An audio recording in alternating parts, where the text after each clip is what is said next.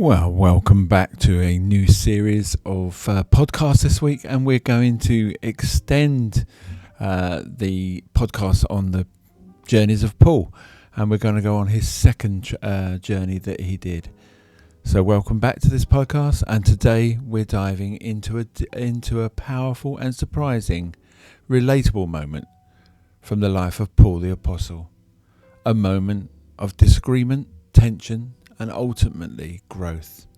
Our text is Acts 15:36-41, and this is not a story about victory in the traditional sense. There's no miracle, there's no sermon, there's no dramatic conversion. Instead, we find something much closer to home: conflict between good people. And yet, what we discover is this: disagreement does not mean defeat. So let's set the stage. Paul had been travelling with Barnabas. He's been spreading the message of Jesus, planting churches, and encouraging believers. They had already been through challenges together, persecution, rejection, and long journeys. And now Paul suggests something simple. Let's go back and visit the believers in all the towns where we preached.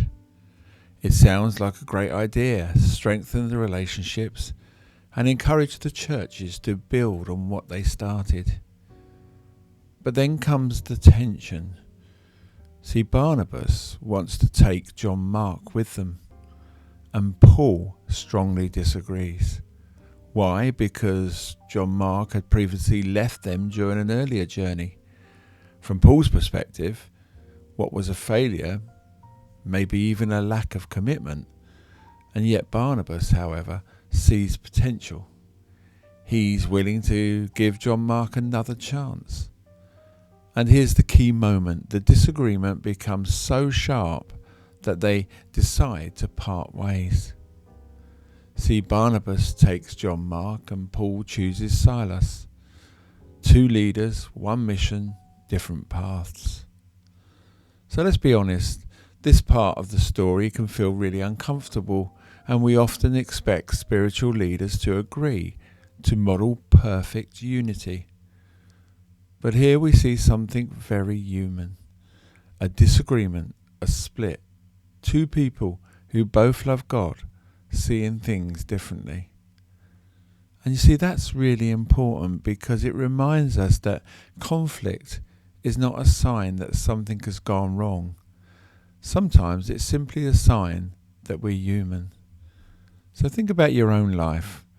Have you ever had work disagreements, family tensions, friendships that hit rough patches? We often interpret conflict as failure, as something to avoid at all costs. But this story challenges that assumption, because Paul wasn't wrong for valuing reliability.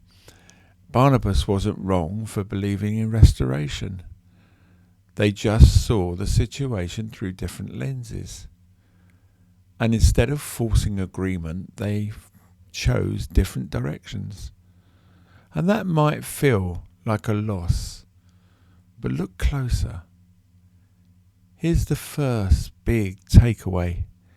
Not every disagreement is failure. In fact, what happens next is remarkable. Instead of one mission continuing, now there are two. Barnabas and John go one way, and Paul and Silas go another. The result: more ground covered, more people reached, more impact.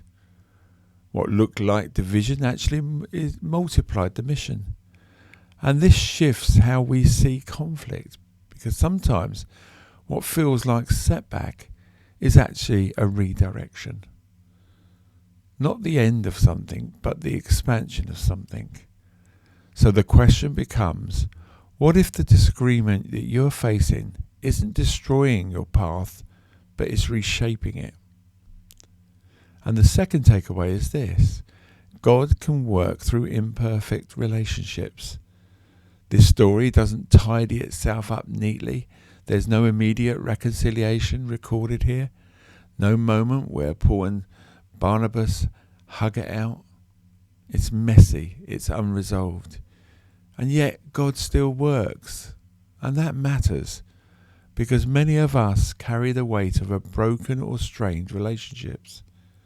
We think if this relationship isn't perfect, then something must be wrong. But this story shows something very different. God is not limited by human imperfection. He works through it, around it, and sometimes even because of it. And here's something even more powerful. Later in Paul's life, he speaks positively about John Mark. The same person he once refused to travel with becomes valuable again. See, growth happened, change happened, perspective shifted. Which means this: a disagreement today doesn't have to define a relationship forever. And our third takeaway: growth often comes through tension. If Paul and Barnabas had avoided conflict just to keep the peace, something would have been lost. So instead of the tension, forced decision, it was clarity and movement. And that's often how growth works. It's uncomfortable, it stretches us, and it challenges our assumptions. But it also moves us forward. So let's bring this back to you. Think about a current or a recent conflict in your life. Maybe it's unresolved. Maybe it feels heavy. Now consider this question. Where might conflict in your life actually be redirecting you, not stopping you? Is it pushing you towards a new opportunity? Is it revealing something that you need to grow in? Or is it opening a path that you wouldn't have chosen otherwise?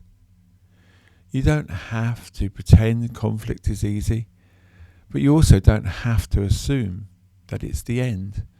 And sometimes it's the beginning of something different, something unexpected, something meaningful. So thanks for listening today. And if this podcast resonated with you, just take a moment to reflect, journal, or even have a conversation you've been avoiding. And remember, disagreement doesn't mean defeat. Sometimes it's the doorway to new direction.